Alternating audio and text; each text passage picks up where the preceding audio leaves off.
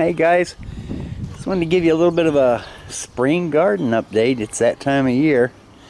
It's been a wet, cold spring. Finally, I'm getting out here doing my second tilling. So just wanted to do a little walk around. This is the thyme bed that we planted. I mean, this started out as about a 1 foot little patch of thyme. You see how it's spreading, but it smells great. The bees like it when it flowers.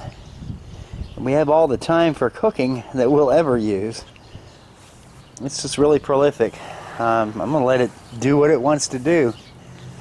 That's some catnip. And we'll slip to some daffodils there. Catnip just kind of does what it wants to do.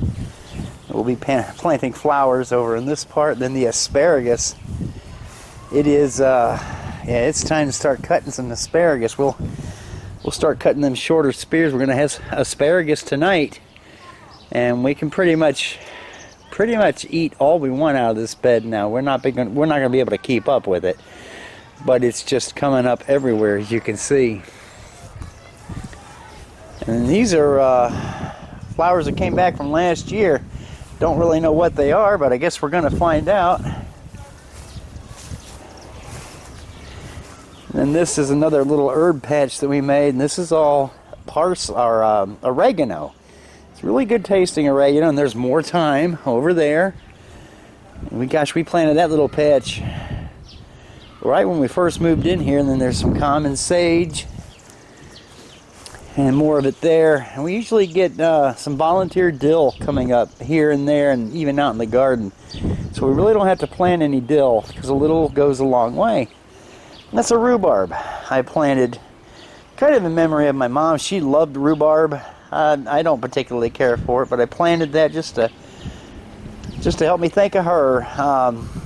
And it's doing nicely. So then coming down here, had to mow a few times this year already. I think 3.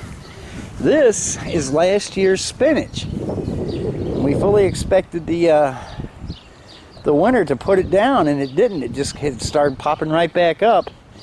So I'm not going to plant any spinach anymore in this row. I'm going to plant a block of it, but we'll get a few good picks out of this, and then we'll till this all under and plant something else there. And here I just started the row here. Stopped to shoot the little video, and this is leavages from last year's onion patch. I bought 4 bags of onion sets. So I'm going to be putting a block of onions over here somewhere, planting in like 6 foot by 6 foot blocks this year instead of straight rows, just to mix things up. That's last year's parsley. Came back. And we've already been eating some of that, but don't think we're going to need any more parsley for what Kim and I use. And that stuff will get huge. It'll get a foot high and about 18 inches wide, and just be all the parsley that we can eat. And we planted a couple of cherry trees. I planted one here and then one over there at the end of the asparagus bed.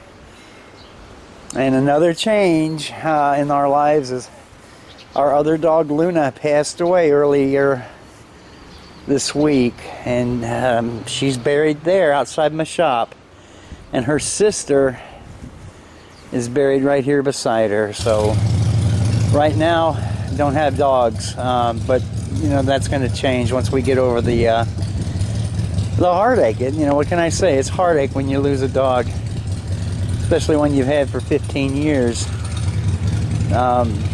So yeah, rescued them both as little puppies. And we gave them good lives, and I'm happy about that.